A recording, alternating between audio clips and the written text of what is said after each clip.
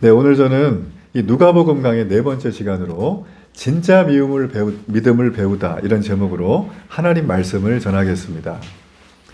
자, 우리는 지난주에 예수님을 낳은 마리아를 통해서 한 여인의 위대한 믿음 이야기를 들었습니다. 자, 2000년 전 유대 율법이 지켜지던 사회에서 결혼하지 않은 여인이 아이를 낳는 것은 이 생존이 불가능한 죽음을 의미하는데 불구하고 그 여인은 주여, 주의 말씀이 내게 이루어지기를 원합니다. 내 삶 속에 주님의 말씀이 하나도 빠짐없이 그대로 이루어지길 원합니다.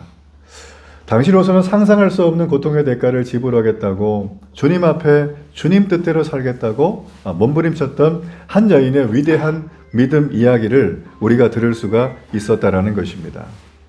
자, 오늘의 본문의 말씀은 바로 이 사가랴와 엘리사벳이 세례 요한을 낳은 다음에 이름을 지어주는 과정에서 일어난 일들을 소개를 하고 있습니다. 자, 이 엘리사벳은 나이가 너무 많았어요. 그래서 아이를 낳을 수가 없었습니다. 자, 그런 상황이었지만 아들을 낳았다라는 거예요. 자, 그런데 오늘 그녀가 이 아이를 낳게 된 이유가 무엇인지 오늘 성경은 우리에게 설명을 해주고 있습니다. 자, 58절의 말씀을 보면 주께서 그를 긍휼히 여기셨다라는 거예요. 긍휼히 여기셨다. 자, 여기 보면 누가는 주님께서 그를 크게 긍휼히 여기셨기 때문이라고 아이를 낳은 이유를 말씀해 주고 있습니다. 자, 우리가 주목해야 될 건 주께서 크게 긍휼히 여기셨다라는 이 대목이라는 겁니다. 여러분, 이게 무슨 의미를 말하는 걸까요? 주님이 크게 긍휼히 여기셨다. 여러분, 이거는 하나님이 특별하게 그녀에게 큰 긍휼을 베풀어 주셨다라는 거예요. 긍휼이란 단어는 성경 원어에 찾아보면 어머니의 자궁을 말합니다. 이 얘기는 뭐예요? 어머니가 아이를 낳을 때 그 아이와 어머니는 하나라는 거예요. 아버지가 누군지 모르지만 어머니는 알아요. 그렇죠? 그래서 이 자궁이라고 하는 의미의 긍휼은 깊은 공감을 뜻할 때 쓰는 단어입니다. 하나님이 우리를 긍휼히 여기시는 것처럼 오늘 여기 보니까 하나님이 마리아를 크게 긍휼히 여겼다라는 거예요. 자, 여러분, 이 하나님께서 긍휼을 베푸실 때는요, 보통 두 가지가 있어요. 하나는 일반적인 긍휼입니다. 자, 착한 사람이나 나쁜 사람이나 모두 다 하나님은 햇빛도 주고 공기도 주죠? 자, 이게 일반적인 긍휼이에요. 특별한 긍휼이 있는데 바로 여기 나와 있는 특정인에게만 베푸는 긍휼이 있어요. 아이를 낳을 수 없었던 엘리사벳이 자녀를 갖고 출산하게 되는 과정, 이게 바로 특별한 긍휼이라는 거죠. 부럽죠? 엘리사벳에게 임한 게. 자, 그런데 여러분 보세요. 이처럼 특별한 긍휼은 엘리사벳 그 사람에게만 일어난 것이 아닙니다. 이미 저와 여러분에게 이 하나님의 큰 특별한 긍휼이 여러분에게 이미 왔어요. 아니, 목사님, 나는 교회 다닌 지 얼마 안 됐는데 뭔 긍휼을 벌써 받아요? 잘 모르겠어요 하는 분들이 계시죠? 제 얘기를 잘 들어보세요. 여러분, 성경은 우리가 아담의 후손이라고 합니다. 아담은 하나님 말씀을 어겼습니다. 그래서 그에게 죄가 되고 죄인이 되었습니다. 우리는 아담의 후손이기 때문에 태어날 때부터 죄가 유전으로 물려와요. 그래서 이거를 원죄라고 하는 거예요. 이 죄가 있으면 무슨 일이 발생하는가? 우리가요, 의로운 자가 될 수가 없어요. 하나님은 의로운 분이시거든요. 우리는 의로운 자가 될 수 없으니 내가 하나님 앞에 자력으로 내 발로 갈 수가 없다라는 거예요. 그래서 우리는 하나님이 허락하신 놀라운 천국의 구원을 맛보지도 못하고 행하지도 못하고 누리지도 못하는 것입니다. 그런 안타까운 자들이죠. 자, 그런데 하나님께서는 우리의 이런 형편을 아시고, 여러분, 죄는 시간이 지난다고 해결되는 게 아닙니다. 묵혀둔다고 사라지는 게 아닙니다. 죄는 계속 남아서 우리를 괴롭힐 거예요. 이걸 아시고요, 하나님이 직접 인간의 몸을 입고 이 땅에 오셨네요. 그분이 예수님이에요. 그 예수님이 오셔서 우리에게 모든 사람을 대신하여 우리의 모든 죄를 싹 걷어다가 십자가에 피 흘려 죽으심으로, 고통당하심으로 우리의 모든 죄와 허물을 사망과 죽음의 영향력에서 벗어나게 하셨어요. 이걸 속량이라고 해요. 이 예수님의 십자가의 속량을 경험한 모든 사람들이 바로 저와 여러분이라는 것입니다. 즉, 우리는 이 죄에서 해방된 거예요. 구원을 받은 거예요. 여러분, 이처럼 우리가 죄에서 해방이 되고 구원을 받은 것은 오늘 아이를 낳을 수 없었던 엘리사벳이 경험한 특별한 긍휼보다 훨씬 더 큰 긍휼이라고 성경은 우리에게 말해주고 있어요. 여러분 부러워하지 마세요. 이미 여러분은 하나님 앞에 특별한 긍휼을 입은 자입니다. 자, 좌우에 계신 분에게 얼굴 바라보면서 이렇게 한번 인사하세요. 특별한 긍휼을 입은 자입니다. 네, 여러분 여기에 자부심을 받으세요. 자, 여러분 그러므로 우리는 이 하나님의 긍휼을 입은 자라는 걸 깨닫고 살아가는 게 매우 중요하다는 것입니다. 저는 제가 저희 교회 주중에 단톡방에도 올려드렸지만 이 영상을 보다가 저는 이 본문에 제가 지금 말씀을 준비한 대목과 너무 일치가 되는 하나님의 긍휼을 입었던 어느 한 가정의 놀라운 기적 같은 이야기가 있더라고요. 제가 준비한 영상이 하나 있는데 이 영상을 하나 보면서 말씀을 계속 이어가겠습니다. 이 영상을 보시면서 여러 가지 생각들이 지나가셨죠? 네. 자, 제가 이 영상을 제가 보다가 이 대목을 제가 이렇게 좀 편집을 하면서 제가 느낀 게 뭐냐면 하나님이 내게 오셔서 긍휼을 주셨다는 건 뭔가라는 거예요. 사람은 누구나 자기가 어느 정도 인지 능력이 되고 사람에 대한 삶에 대한 어떤 생각이 생길 때부터 내일에 대한 염려가 시작이 됩니다. 내일 뭐 먹을까? 우리 애들은 내일 어떡할까? 내가 다니는 직장은 무사할까? 뭐 이런 생각입니다. 내가 나이가 50이 되고 60이 되고 70이 되고 더 나이가 먹어도 내가 건강하게 살 수 있을까에 대한 생각. 이제 그 나이가 넘어가면 100세를 가까워 사는 분들은 죽음에 대한 생각을 한다는 거죠. 내가 죽고 난 다음에는 과연 세상이 끝일까? 세상이 말하는 것처럼 죽음 뒤에는 아무것도 없으니 그냥 부어라 마셔라 하면서 사는 게 인생의 전부일까?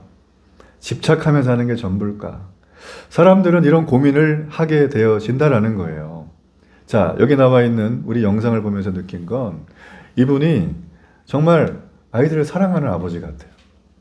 그런데 그 아이가 정말 뱃속에서 그 마지막 이 간헐적인 숨을 쉬고 있을 때 그가 죽기 전에, 그가 죽은 다음에 그 아버지의 마음은 얼마나 힘들었겠어요. 그런데 그는 하나님 앞에 은혜를 구한 거예요. 엎드린 거예요. 그랬을 때 하나님이 직접 크신 긍휼을 베풀어 주셨어요. 이미 얘는 이 땅에서 사명을 다했다는 거예요. 너도 곧 이 땅에서 내게 맡겨준 그 사명의 일을 감당하다가 네가 올 날이 있을 것이라는 것입니다. 하나님은 세상의 죽음의 두려움에 대해서 조금 더 말을 하지 않으셨어요. 죽음은 지나가는 과정이에요. 어떤 과정? 우리가 살아계신 너무나 나를 사랑하시는 아버지가 계신 그곳에 가는 과정이라는 것입니다. 여러분 그러므로 기독교가 이 세상에 준 가장 큰 혜택과 축복은 죽음을 이겼다는 거예요. 할렐루야! 사망을 이긴다는 거예요. 세상에 그 죽음과 사망의 두려움보다 더 크고 위대한 건 없습니다. 그걸 이길 수 있는 유일한 종교가 바로 기독교라는 거예요. 여러분 이곳에 오신 것을 축복합니다. 예배하는 여러분을 사랑합니다. 하나님이 여러분을 어떠한 형편에 있어도 저 아이보다 더 크게 엘리사벳보다 더 크게 눈에 넣고 보호하시고 안전으로 지키신다는 걸 믿음으로 받아들이는 시간 되기를 바랍니다. 여러분 그러므로 우리가 이런 생각을 가지고 오늘 본문의 말씀을 더 집중을 해야 돼요. 자, 이 본문의 말씀에는 당시에는 이 유대 지역은 2000년 전에 남아 선호 사상, 우리 왜 옛날 우리 한국도 좀 남아 선호 사상이 있잖아요. 남자가 최고고 막 집안에 남자가 있어야 되고 뭐 어디나 비슷할 텐데 요 동네는 유독이 심했습니다. 그래서 남자를 뭐 우선시하는 정도가 아니라 거의 절대적이었어요. 자, 그런데 이 집안에 세상에 애가 없는 집안에 애가 태어났는데 애가 남자예요. 얼마나 기쁘겠습니까? 잔치가 벌어지는 거죠. 자, 이렇게 잔치가 오래 가면 좋은데 말씀해 보면 바로 이 문제로 인해서 갈등이 발생합니다. 자, 60절과 61절 제가 읽어볼게요. 어머니가 대답하여 이르되 아니라 요한이라 할 것이라. 그들이 이르되 내 친족 중에 이 이름으로 이름하니가 없다라는 거예요. 자, 갈등입니다. 이 두 가지를 보면 무슨 갈등인가? 아이를 낳았으면은 이름을 줘줘야 되잖아요. 개똥이, 말똥이, 말순이 이런 거 하면 안 되고 좋은 이름으로, 그죠? 좋은 이름으로 줘야 되는. 이름이 사실 그 사람의 인생이잖아요. 자, 그런데 이 엘리사벳, 이 애기 엄마가 아기를 낳기 전에 어떤 일이 있었냐면 성령께서 오셔서 천사를 통하여 너 좀 있으면 아들 낳을 거거든? 이름은 요한이라 그래. 알았지? 라고 하는 음성을 들었어요. 여러분 제가요 이 누가복음을 요즘 계속 묵상하고 연구하면서 느끼는 건 우리가 1장을 계속 볼 때 빠지지 않고 등장하는 하나의 귀한 인격체가 있습니다. 그게 바로 누군지 아세요? 성령 하나님이에요. 성령 하나님은 살아 있습니다. 그 성령 하나님이 마리아에게도 임하고 여기 엘리사벳에게도 임하고 또 세례 요한한테도 임하는 거예요. 예수님의 탄생까지도 성령 하나님이 오세요. 그 저는 누가복음이 성령의 복음이라고 저는 생각을 해요. 여러분 이 세상은요 하나님의 함께 하심이 없으면 가는 곳마다 눈물과 슬픔밖에 없습니다. 이 성령의 함께 하심이 필요해요. 자, 이렇게 이 엘리사벳은 성령의 놀라운 은혜를 받고 성령의 복음이라고 할 만큼 이 말씀을 들었는데 보세요. 친척들이 쭉 모여서 한다는 얘기가 이때까지 우리는 이런 이름을 지은 적이 없다는 거예요. 아버지 이름 따라서 사가랴라고 줘라. 지금 이 부부에게는 이 얘기를 듣고 마음이 어떻겠어요? 심히 근심에 빠질 수밖에 없겠죠? 고민이 될 수밖에 없습니다. 여러분 왜냐하면 이거는 단순히 이름을 짓고 말고의 문제가 아닙니다. 이 당시에는 우리가 본문을 좀 이해하기 위해서 모세의 전통을 따라 이름을 짓던 방식이 있었어요. 모세의 전통에 따르면 남자아이가 태어나면 난지 8일 만에 할례를 행합니다.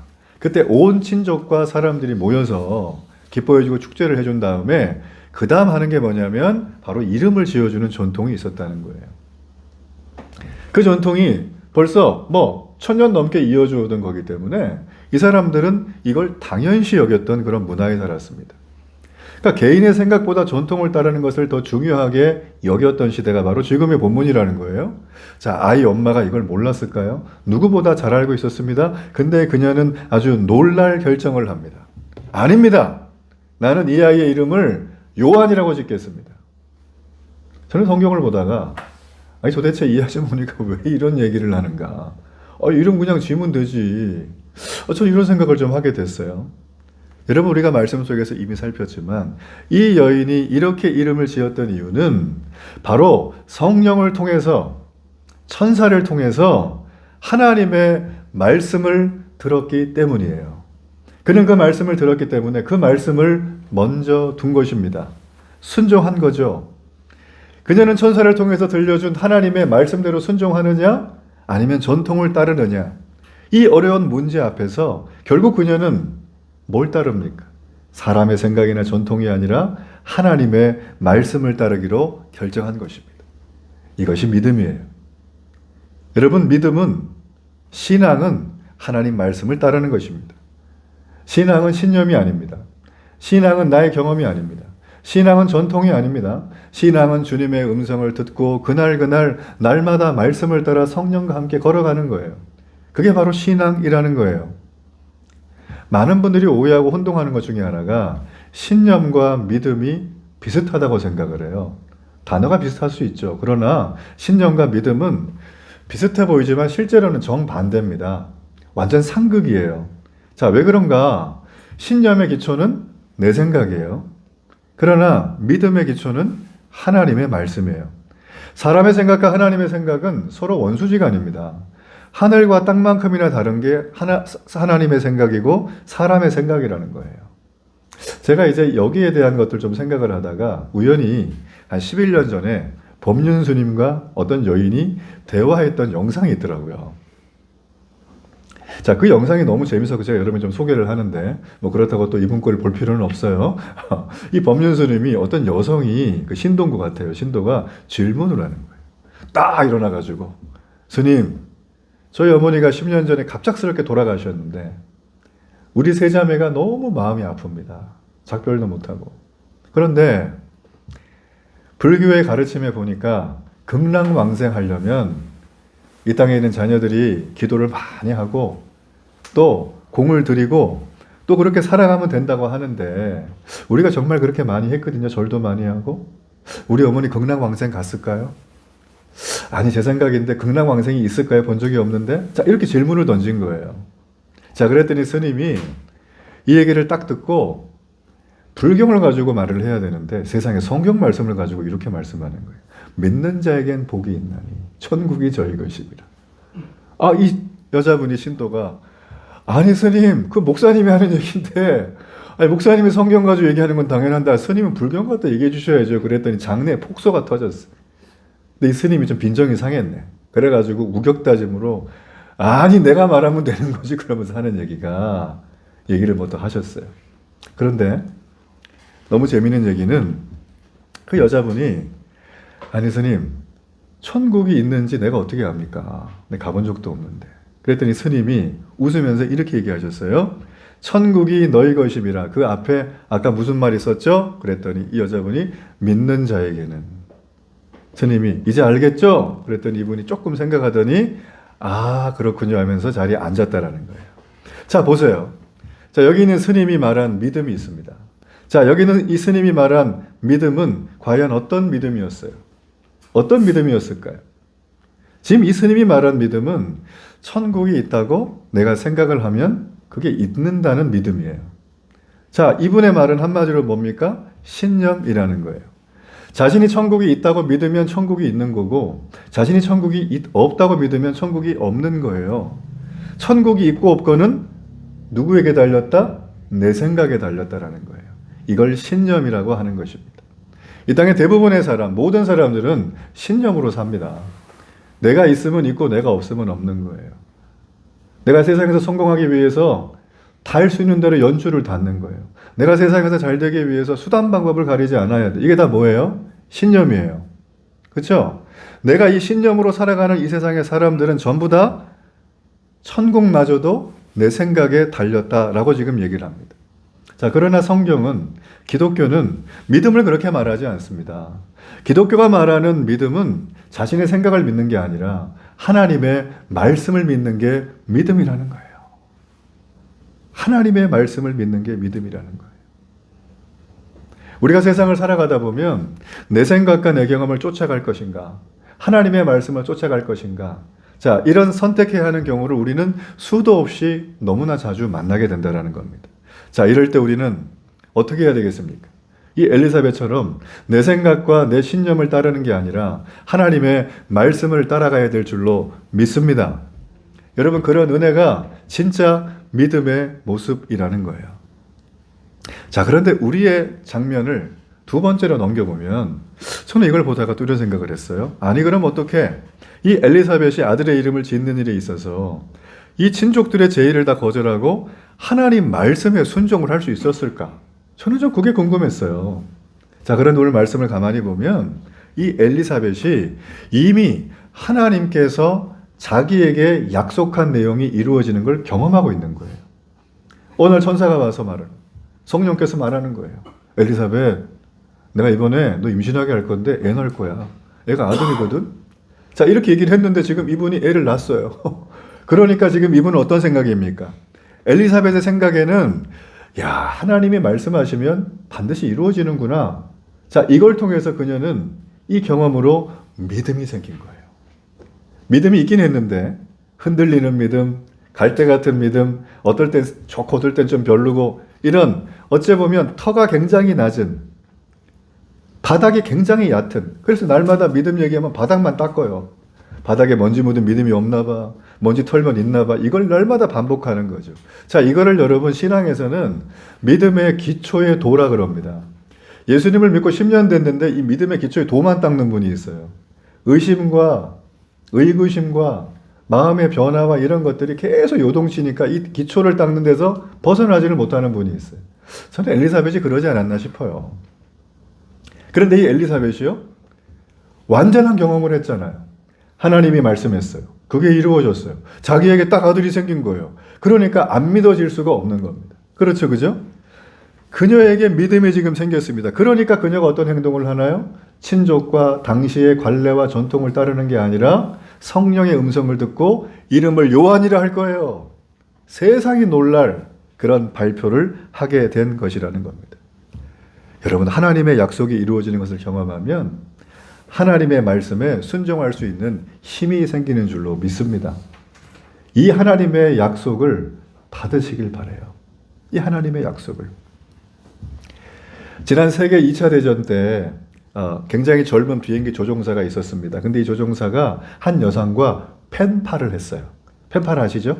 네, 너무 옛날 거라서 요즘 잘 안 하지만 이 펜팔을 하게 됐는데 전쟁이 얼마나 힘듭니까? 전쟁 속에서 허무함이 있고 동료가 날마다 죽고 당시에 비행기 조종사가 군인들 중에서 사망률 1위였어요. 1위. 대공포의 공습을 받아가지고.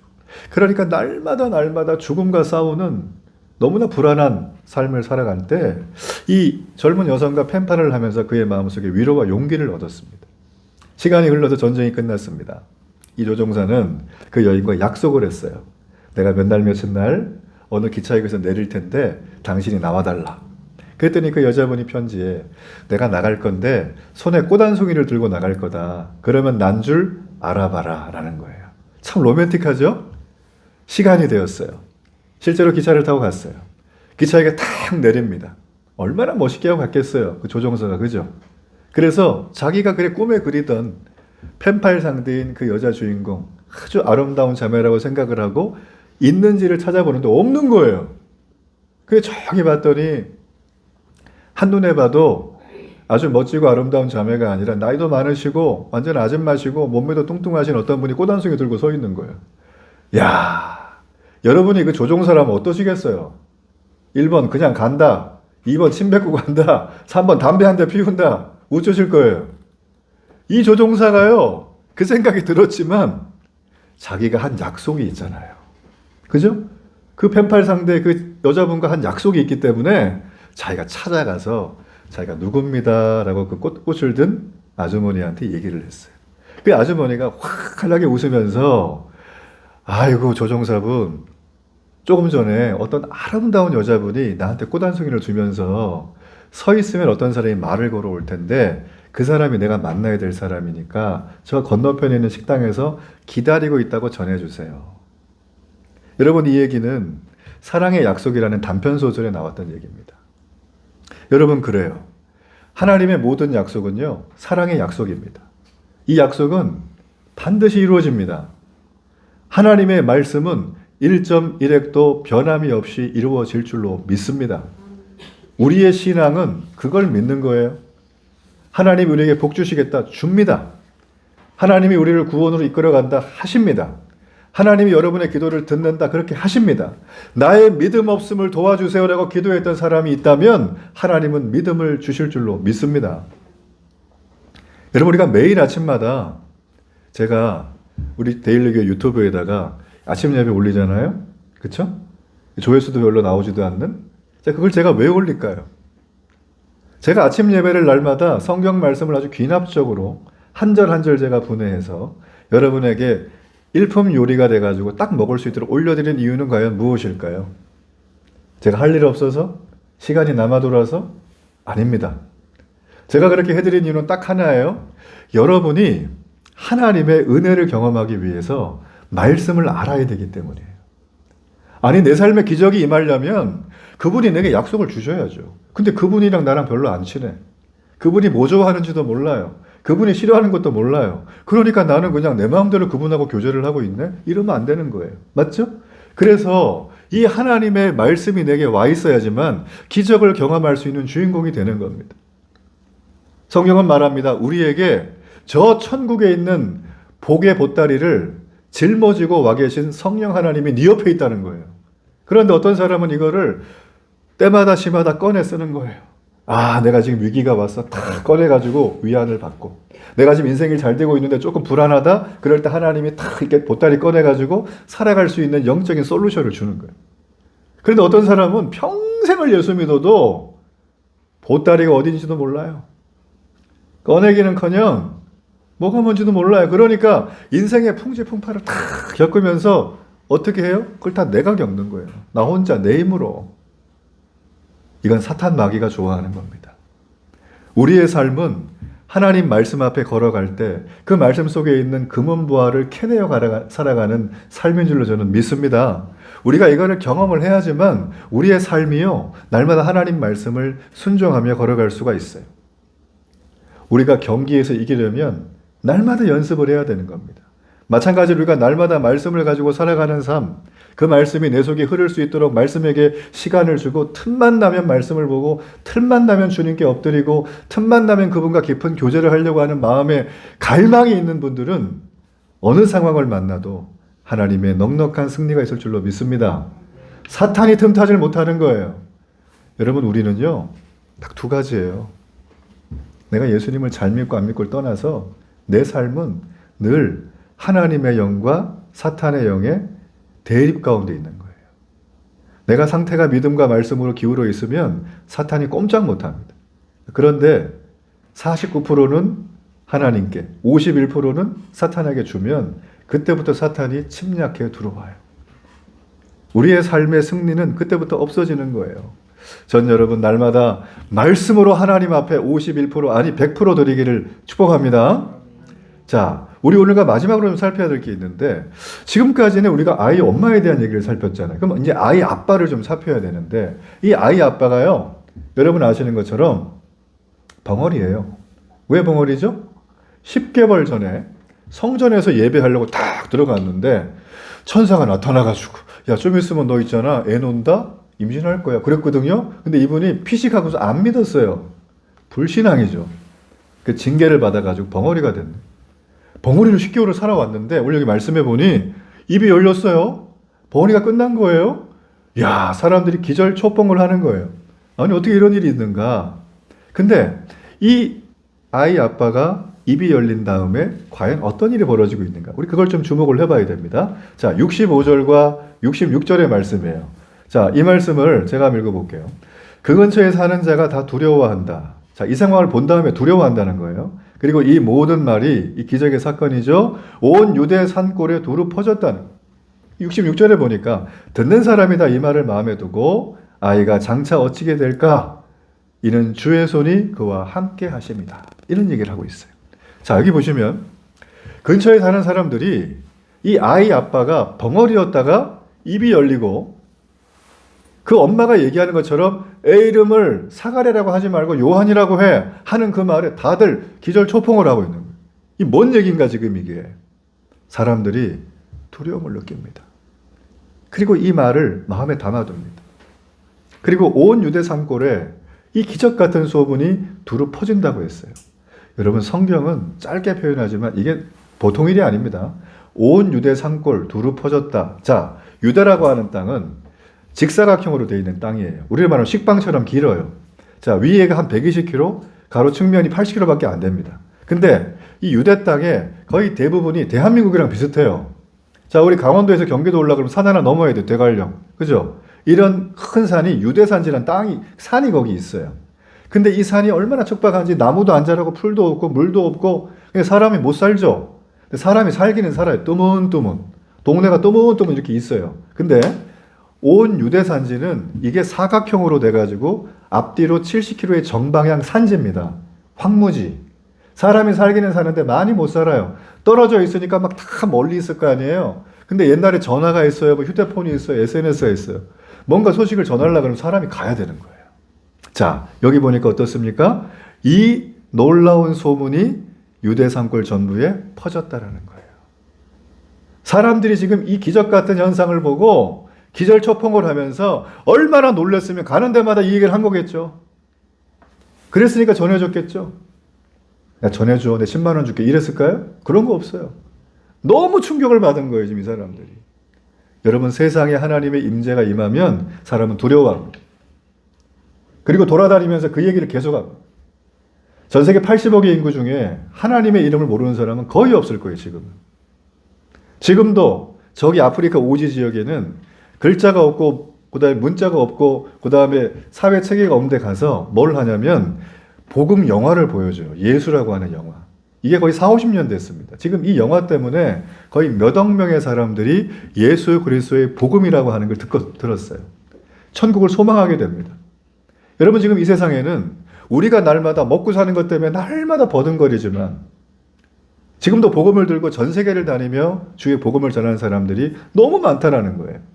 자, 오늘 장면이 바로 뭡니까? 바로 그 장면이라는 거예요.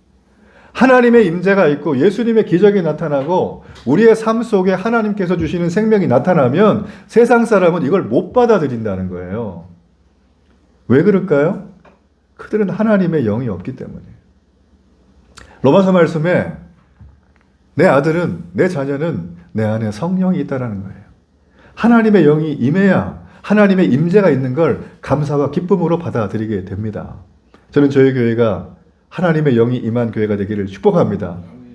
기적을 보고 좋아만 하고 두려워만 할 게 아니라 내게도 허락해달라고 하나님께 구하는 은혜가 있기를 바랍니다. 자, 그런데 여러분 보십시오. 이렇게 이 일로 인해가지고 사람들이 전부 막 이 사가랴, 이 아이 아빠만 보고 막, 야, 이 놀랍다, 놀랍다 이러고 있으면 그냥 성경 끝나면 되는데, 가만히 보면, 정말 가만히 보면 더 놀라운 일이 있어요. 자, 66절에 보니까, 듣는 사람이 다 이 말을 마음에 뒀다 그랬죠? 그 다음에 하는 얘기가, 사가랴가 어떻게 될래나, 아이 아버지가, 이게 아니라 이 아이가 장차 어떻게 될까라고 지금 아이한테로 관심이 가고 있어요. 이거 놓치지 않아야 됩니다.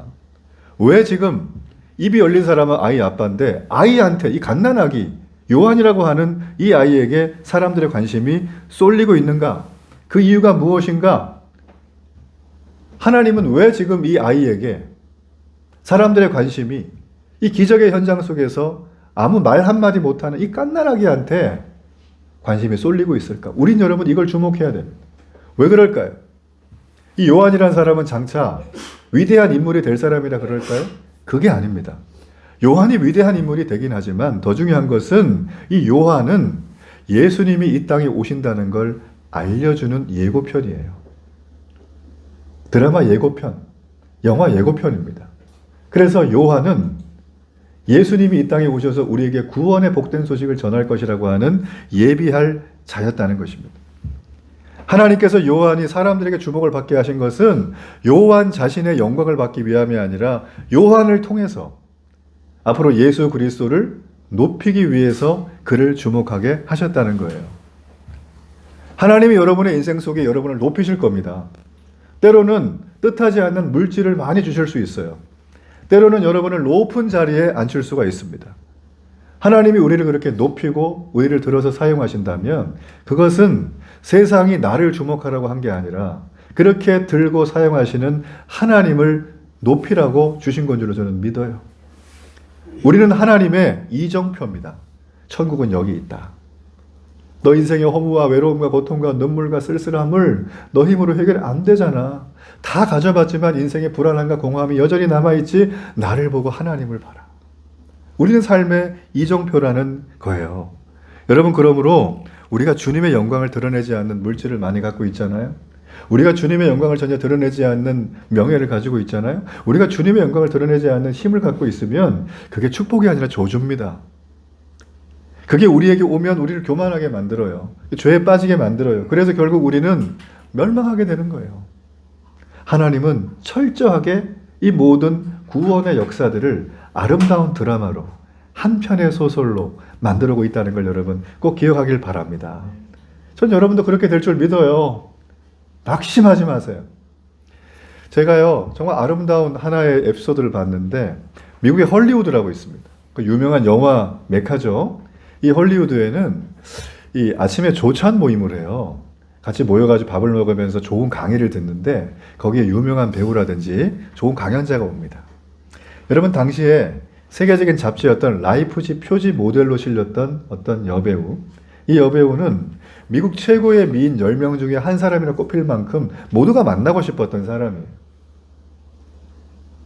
당시에 마릴린 몬로와 쌍벽을 이뤘던 아주 탑2와 같은 너무나 유명한 여배우인 컬린 에반스라고 하는 여배우가 그날 연사로 강단에 딱 섰어요. 사람들이 그 여배우를 보니까 어때요? 너무 만나고 싶었는데 열광적으로 내가 이렇게 바라보던 나의 우상 같은 존재가 딱 있으면 사람 반응이 어떻죠? 이러고 있어요? 막 여기를 치고 환호성을 하고 박수를 치고 막 휘파람을 불면서 가까이 보고 싶어가지고 밥 먹다 말고 다 앞으로 갔어요.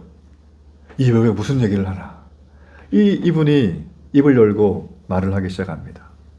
여러분, 저는 사랑에 빠졌습니다.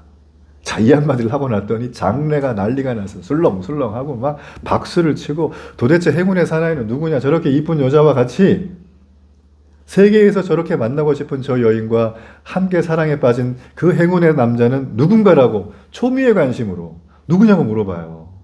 그랬더니 사람들이 누구 이름을 댈 줄 알고 막 나름대로 추측을 하고 있었죠? 그랬더니 이 여자분이 이 말을 하는 거예요. 제가 사랑에 빠진 분은 예수 그리스도입니다.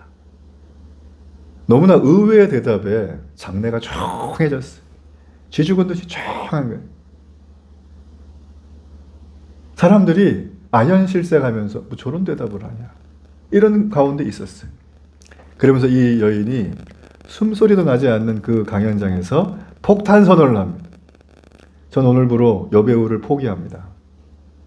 그리고 우리 주 예수 그리스도를 따라서 살겠습니다. 자, 그렇게 결심을 하고 말을 한 다음에 실제로 포기해요. 그리고 어느 목사님과 결혼합니다. 아프리카 선교를 떠나요. 10년 넘게. 당시에 아프리카 선교는 되게 힘든 곳입니다. 이게 40, 50년 전 얘기니까. 이 두 분이 가서 정말 해와 같이 빛나게 아프리카 선교를 열심히 하고 있었어요. 한 번은 미국에 잠깐 돌아왔을 때 그 유명한 미국의 빌리 그레이엄 목사님께서 이 부부와 함께 식사를 하면서 이 콜린 자매님께 물어봤어요. 자매님, 헐리우드의 그 별과 같은 성공을 다 물리치고 주님을 택한 것을 후회하지 않습니까? 이 자매님이 숨도 안 쉬고 고민도 안 하고 이렇게 얘기했어요.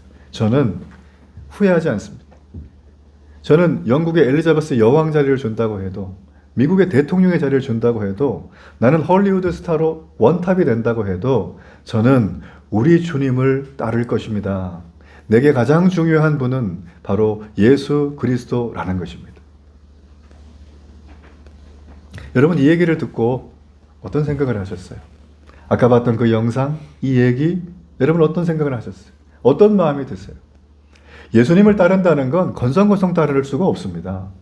예수님을 건성건성 따르면 날마다 의심과 회의와 변덕과 마음의 힘듦이 교차하는 거예요. 믿음의 터만 닦아놓은, 기초만 있고 여기에 먼지 쌓이면 믿음이 사라졌다가 먼지 털면 다시 생겼다가, 이거를 반복하는 신앙은 하나님의 복을 받을 수가 없습니다. 하나님께서 주시는 은혜의 패키지를 꺼내 쓸 수 있는 방법이 하나도 없어요. 하나님은요, 우리 영혼의 때를 씻겨주기를 원하세요. 우리가 몸에 때가 있으면 목욕탕에 가면 되죠? 탕 속에 들어가서 쫙 좋다 하고 있으면 때가 다 불러지고 사라지는 거예요. 마찬가지로 우리의 죄악의 때가 우리에게 있다면, 우리 영혼에 껄껄함이 있다면 여러분 갖은 방법으로 해봐야 소용없습니다. 그냥 하나님의 은혜의 탕에 들어가서 잠기면 돼요. 그럼 때가 쫙 빠지는 거예요. 말씀의 결론이 몇 개죠. 오늘 이 사가랴 부부, 이 아이 엄마, 이 아이 아빠는 기적의 주인공이 됐어요. 그런데 그 기적의 모든 내용들이 진짜 믿음을 배우는데 하나님은 이끌어 가셨어요. 여러분의 삶은 어때요? 남들이 잘 되는 거 들으면서 부럽기만 한가요? 내가 지금 여러 가지 핸디캡이 있어가지고 그건 내게 안 올 것 같으신가? 아닙니다. 하나님이 여러분에게 임하면 저 헐리우드의 스타도 예수님을 나의 신랑을 삼는 거예요. 하늘의 별과 같이 있는 권세자도 예수님을 내가 믿겠다고 믿음으로 결단하는 거예요. 마약 중독자도 우리 주님을 만나면 지긋지긋한 마약에서 해방이 되는 거예요. 그걸 믿으십니까? 하나님은 사가랴 부부에게 하셨다면, 크게 긍휼을 주셨다면 여러분에게도 이미 크게 긍휼을 주셨어요. 그리고 그 긍휼이 앞으로 계속 흐를 거예요. 그러기 위해서 여러분들이 하나님의 은혜의 탕에 잠기길 축복합니다. 하나님의 말씀에 이르는 믿음의 공동체 함께하길 축복합니다. 그걸 나누길 축복합니다. 그렇게 삶을 살아가는 사람들이 진짜 매력적이고 성공하는 인생이 되는 거예요. 전 여러분이 그런 은혜의 믿음을 마음에 든든히 채우고 진짜 믿음을 가지고 세상을 호령하는 믿음의 거룩한 영적인 제자가 되길 주의 이름으로 축복합니다.